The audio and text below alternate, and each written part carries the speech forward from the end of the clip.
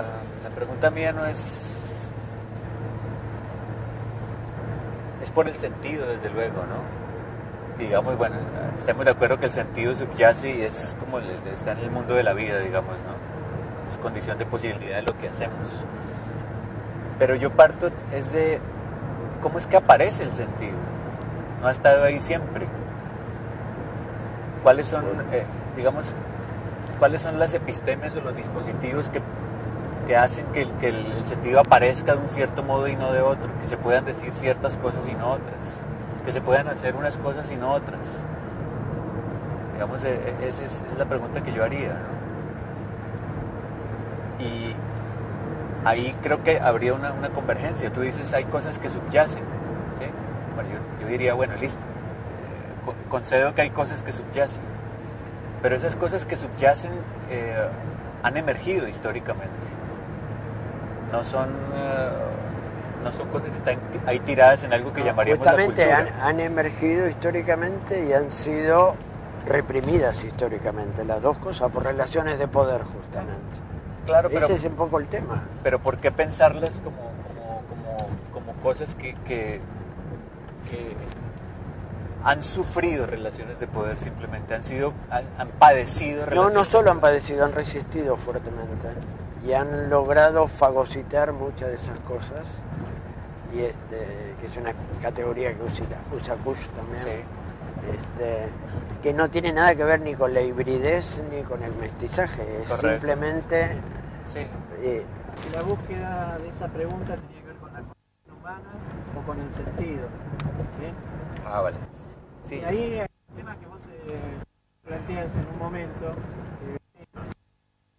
En ese sentido de la búsqueda de una forma de pensar en una década, pensaron la sociedad en forma impoluta, como que sus contradicciones no conllevaban todos los vientos de corrupción o intereses o intencionalidades sociales. Ahí hay algo subyacente que está planteando vos, pero no es solamente la práctica por sí misma, sino que la práctica condiciona imposición, hechos culturales, ¿no? Dominio del gusto. ¿Se entiende ese tema? Sí, entiendo. Igual yo creo que habría que discutir un poco qué concepción del poder estamos manejando, ¿no? Sí, claro.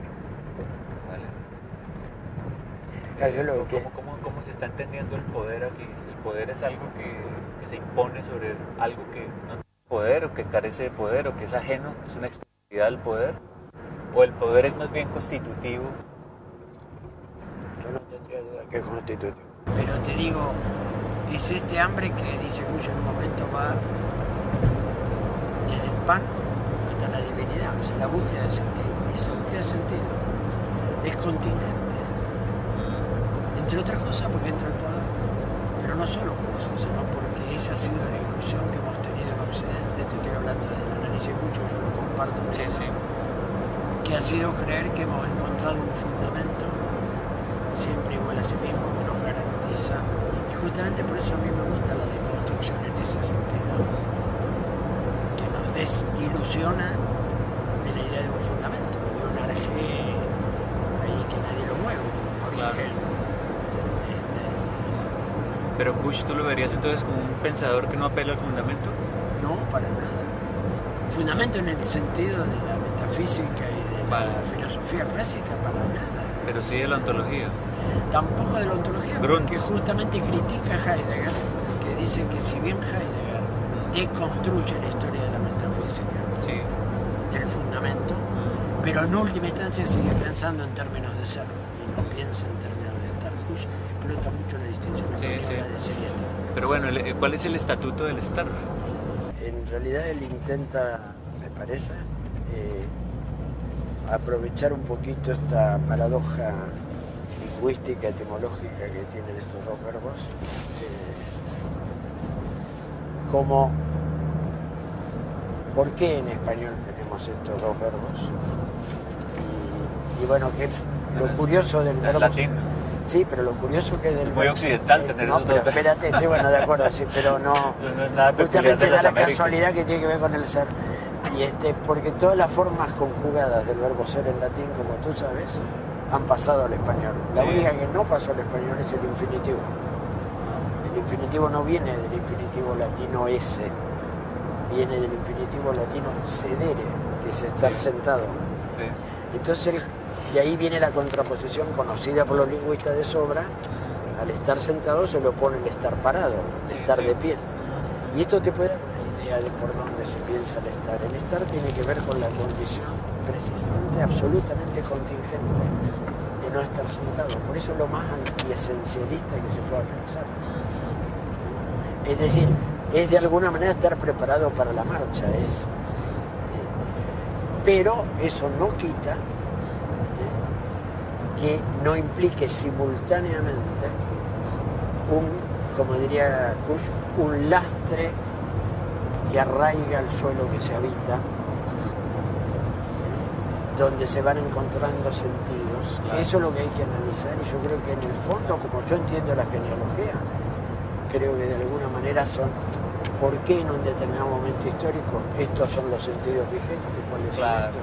pero la genealogía no presupone que eso sea cultural, que eso esté anclado en alguna cultura. Claro, porque quiere de alguna manera convencernos de que no está pensando desde una cultura, pero mi problema con la genealogía es que está Sí. arraigada al suelo que habita, es francesa.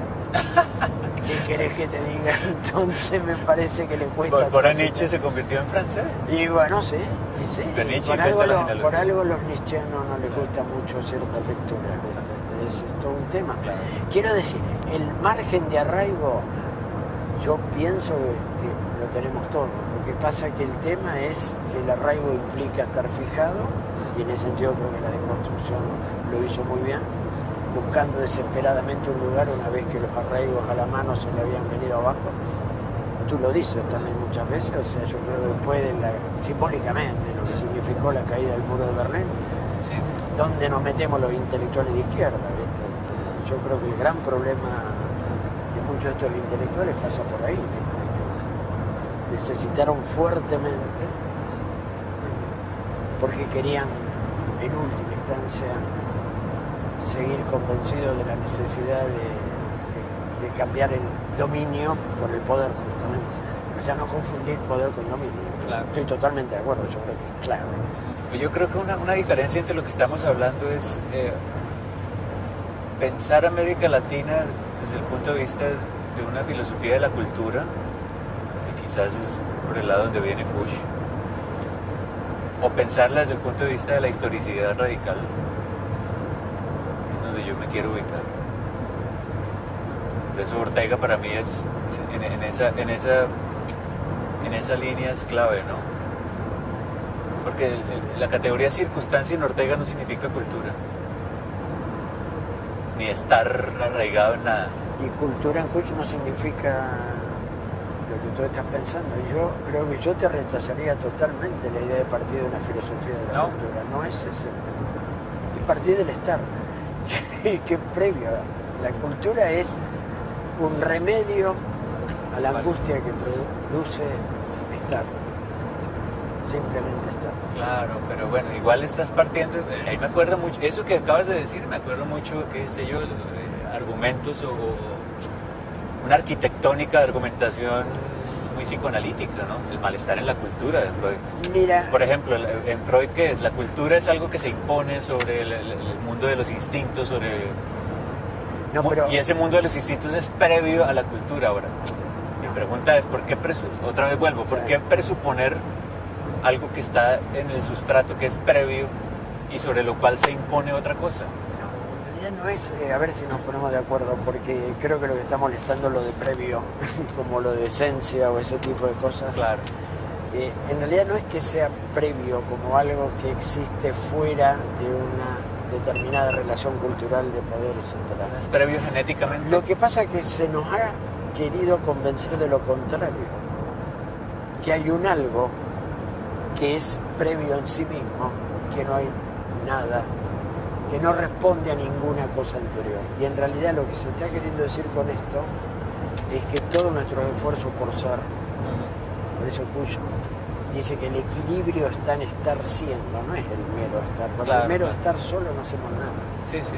Y el gran problema en América Latina ha sido en una posible lectura, que yo la tomo también, que al pretender ser sin estar, bueno, nos resistimos a eso, claro. Pero en el mero estar resistimos y nada más. Y lo que se trata es de encontrar la posibilidad de estar siendo, es decir, encontrar... Puede ser estando.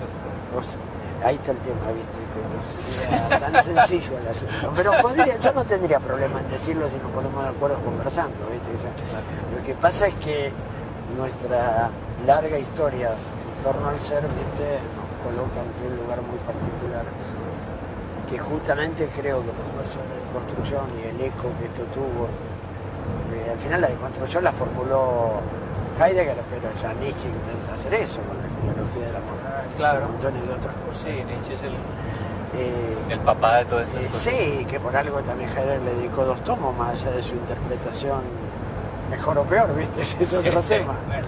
Al escucharlo del último moderno y toda esa historia, pero bueno. El último metafísico. El último metafísico, sí. No, pero yo creo que en el fondo, ¿viste?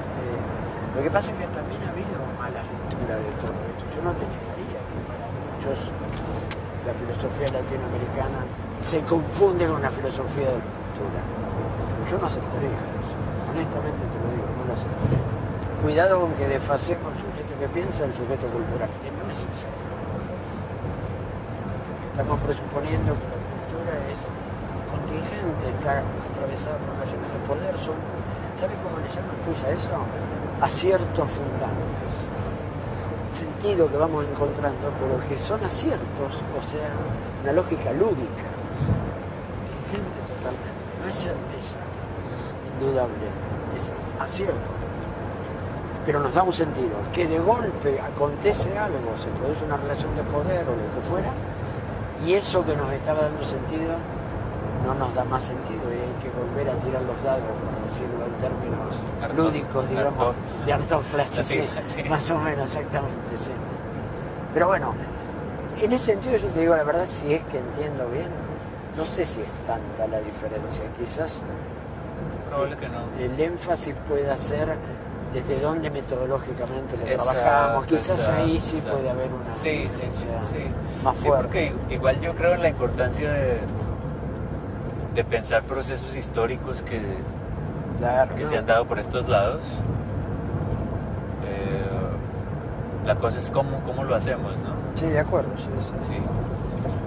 No, incluso la noción esta de lo dispositivo y demás, yo creo que es sumamente fecunda para hacer un trabajo. Creo que ayuda, sí. Seguro, sí. Creo que ayuda. Ahora, pero sí hay una diferencia metodológica y es que al tú activar, digamos, este tipo de metodología de pensar los dispositivos, las técnicas de poder, las técnicas de gobierno, inmediatamente te estás separando inmediatamente colocas como presupuesto metodológico la idea de que no hay nada oculto, ¿entiendes? De que lo que tienes que mirar es de que el ejercicio no es de sacar algo que estaba ahí y que no vemos. Por un lado. 2, que al hablar de pensamiento no estás hablando de algo que tenga que ver con la cultura. O sea, el pensamiento no es una cosmovisión. Coincido totalmente.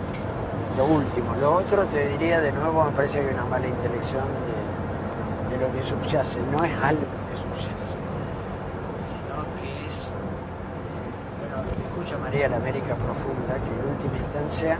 Pero fíjate la cuestión de profunda, ¿no? No, lo de profunda sin duda ninguna que tiene un cierto eco psicoanalítico que te aclaro que no viene de Freud, sino de Jung.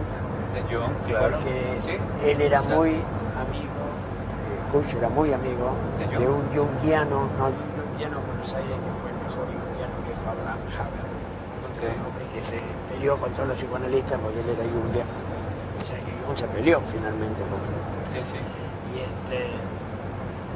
Y sin duda que la palabra profunda evoca de alguna manera, pero más cosa jungiana que freudiana. no tanto el mecanismo represivo de un super yo de la sociedad que genera y forma el inconsciente, sino de alguna manera